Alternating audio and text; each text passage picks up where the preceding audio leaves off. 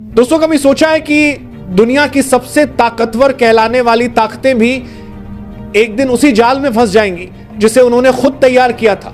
हां, बात हो रही है अमेरिका और उसके पूर्व राष्ट्रपति डोनाल्ड ट्रंप की, जिन्होंने सोचा था कि भारत को टेरिफ, दबाव और धमकियों के सहारे घुटनों पर ला देंगे। लेकिन किस्मत का खेल देखिए, आज वही चाल उलट गई है और अमेरिका खुद परेशान है। ट्रंप ने जो जाल बुना था वो अब उनके ही गले पड़ चुका है। उन्होंने प्लान बनाया था कि यूरोप को भारत के खिलाफ खड़ा कर देंगे, लेकिन अब हकीकत यह है कि यूरोप खुद भारत के दरवाजे पर खड़ा है, हाथ जोड़कर साझेदारी की गुहार लगा रहा है। अब दोस्तों, इस पूरी कहानी को और गहराई से समझते हैं, लेकिन उससे पहले अगर आप ये वीडियो देख ही रहे हैं तो बस एक सेकंड निकालकर लाइक बटन दबा दीजिए और चैनल को सब्सक्राइब कर लीजिए। आपके लिए ये एक पल की बात होगी, लेकिन हमारे लिए बहुत बड़ी मदद है। दिल्ली में पिछले दिनों जो यूरोपीय यूनियन की टीम उतरी थी वो कोई साधारण डेलीगेशन नहीं बल्कि टॉप लेवल टीम थी। उनका मकसद बिल्कुल साफ था, अरबों डॉलर की डील को फाइनल करना।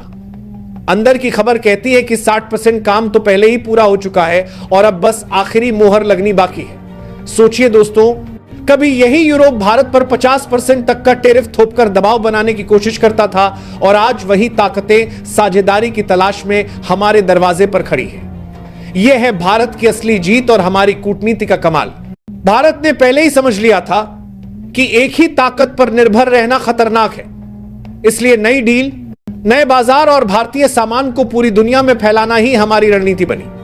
यही कारण है कि आज यूरोप की 12 सदस्यीय टीम सीधे वाणिज्य मंत्री पीयूष गोयल के साथ बातचीत की टेबल पर बैठी है। और सुनिए, 12 सितंबर को ब्रिटेन के ट्रेड कमिश्नर मैगस ब्रूनर भी दिल्ली पहुंच रहे हैं। विदेश मंत्री एस जयशंकर से उनकी मुलाकात होनी तय है और अंदरखाने यह चर्चा है कि डील कभी भी सील हो सकती है। इसका मतलब साफ है, भारत का यह कदम अमेरिका के लिए सबसे बड़ा सिरदर्द बन चुका है। लेकिन दोस्तों, कहानी यही खत्म नहीं होती। यूरोपियन यूनियन की प्रमुख उर्सुला वॉन डेर लेयन ने ट्रंप से सीधा सवाल दाग दिया। उन्होंने कहा कि अमेरिका खुद रूस से अरबों का व्यापार कर रहा है। सिर्फ 2024 में ही अमेरिका ने रूस से 5,278 करोड़ का यूरेनियम और प्लूटोनियम खरीदा। क्या वह पैसा यूक्रेन युद्ध में नहीं जा रहा? तो फिर क्यों अमेरिका भारत और चीन पर उंगली उठाता है? इस सवाल ने ट्रंप की जुबान बंद कर दी। उनके पास जवाब देने की हिम्मत ही नहीं बची, क्योंकि सच्चाई सबके सामने आ चुकी थी। अमेरिका खुद अरबों का व्यापार रूस से कर रहा है और दुनिया को नैतिकता का पाठ पढ़ा रहा है। यही है असली दोहरा चेहरा। अब वापस आते हैं। आज हालात ऐसे हैं कि दुनिया की बड़ी बड़ी ताकतें भारत को दबाने के बजाय अब हमारे हिसाब से चलने को मजबूर हो रही है। क्यों? क्योंकि भारत ने साफ कर दिया है कि हमारे फैसले दिल्ली में बनेंगे, वॉशिंगटन या ब्रसेल्स के इशारों पर नहीं। विदेश मंत्री एस जयशंकर ने अमेरिका और यूरोप दोनों को एकदम सीधे शब्दों में यही संदेश दिया है और नतीजा सबके सामने है। यूरोप जो कभी हमें टालता रहा, आज दौड़कर हमारे दरवाजे पर आ गया है। याद है आपको? 2007 से लेकर पूरे 15 साल तक यूरोप और भारत के बीच BTIA यानी बिलैटरल ट्रेड एंड इन्वेस्टमेंट एग्रीमेंट की बातें होती रही। मीटिंग्स पर मीटिंग्स होती थी, बयान जारी होते थे, लेकिन नतीजा सिफर निकलता था। लेकिन अब खेल बदल चुका है। भारत की अर्थव्यवस्था दुनिया की चौथी सबसे बड़ी ताकत बन चुकी है और जल्दी ही तीसरे नंबर पर पहुंचने वाली है। यूरोप को समझ आ गया है कि अगर भारत को नजरअंदाज किया तो उसका नुकसान सिर्फ यूरोप का होगा। असल खेल और दिलचस्प तब होता है जब आप देखते हैं कि यूरोप ने भारत पर दबाव डालने के लिए कार्बन टैक्स का पत्ता फेंका। उन्होंने कहा कि भारत का स्टील या सीमेंट अगर यूरोपियन बाजार में जाएगा तो उस पर अतिरिक्त टैक्स लगाया जाएगा, क्योंकि भारत ज्यादा प्रदूषण करता है। लेकिन जरा सोचिए, 200 साल तक तो यूरोप और अमेरिका की फैक्ट्रियां पूरी दुनिया को प्रदूषण से भरती रही। औद्योगिक क्रांति के नाम पर इस ग्रह को जहरीली हवा से भर दिया। तब किसी ने उन्हें क्यों नहीं रोका? और अब जब भारत तेजी से विकास कर रहा है तो अचानक पर्यावरण का झंडा क्यों उठाया गया? असलियत यह है कि यह भारत के सामान को महंगा करने की चाल है। लेकिन भारत अब पहले वाला नहीं है। हमने साफ कर दिया है कि हम ग्रीन टेक्नोलॉजी में निवेश करेंगे, लेकिन किसी की धमकी के आगे नहीं झुकेंगे। अगर यूरोप ने हमारे प्रोडक्ट्स पर टैक्स लगाया तो भारत भी पलटवार करेगा, काउंटर टैक्स सीधे यूरोपीय सामान पर। और भारत के सख्त जवाब का असर तुरंत दिखा। यूरोपियन यूनियन बैकफुट पर आ गई, क्योंकि असली डर यही है भारत का मार्केट। इतना बड़ा है कि उसे खोने का रिस्क कोई यूरोपियन देश उठा ही नहीं सकता। सोचिए, जर्मनी की दिग्गज कार कंपनियां हर साल लाखों गाड़ियां भारत में बेचती हैं।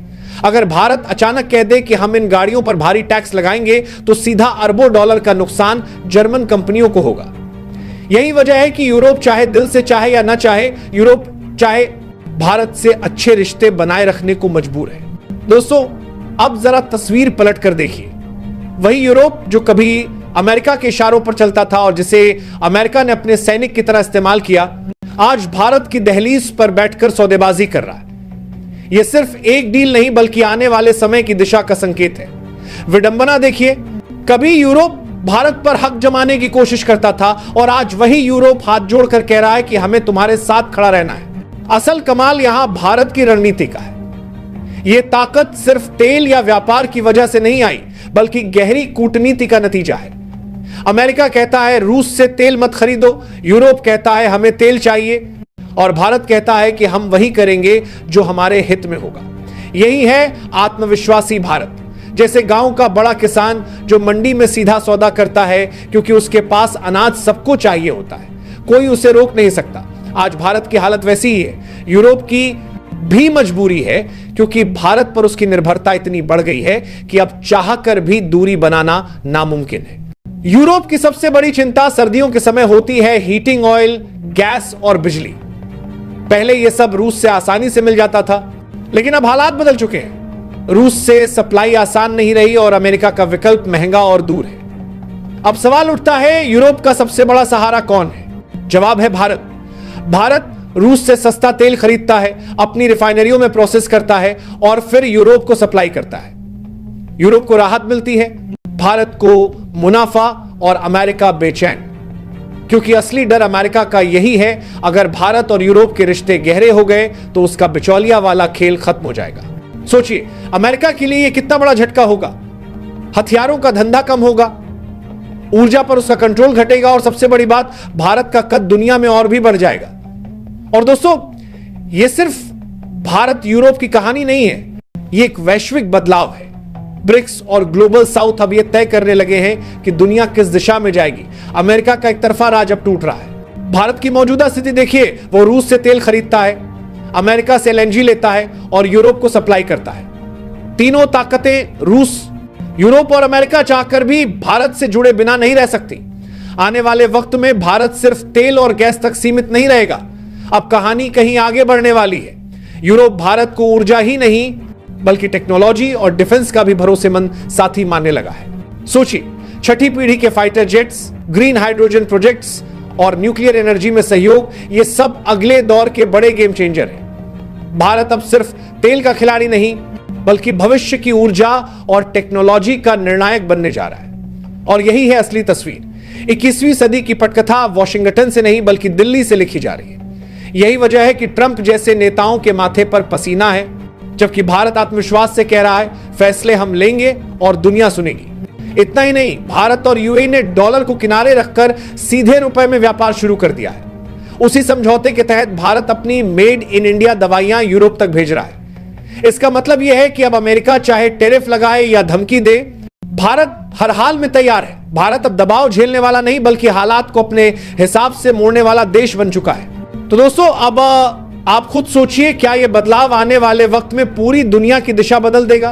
क्या अब सचमुच 21वीं सदी भारत की सदी बनने वाली है? अपनी राय हमें कमेंट में जरूर बताइए। और अगर आपको यह मेहनत और रिसर्च से भरा वीडियो पसंद आया हो तो इसे लाइक करें, चैनल को सब्सक्राइब करें और अपने दोस्तों के साथ शेयर करें ताकि उन्हें भी यह जानकारी मिल सके।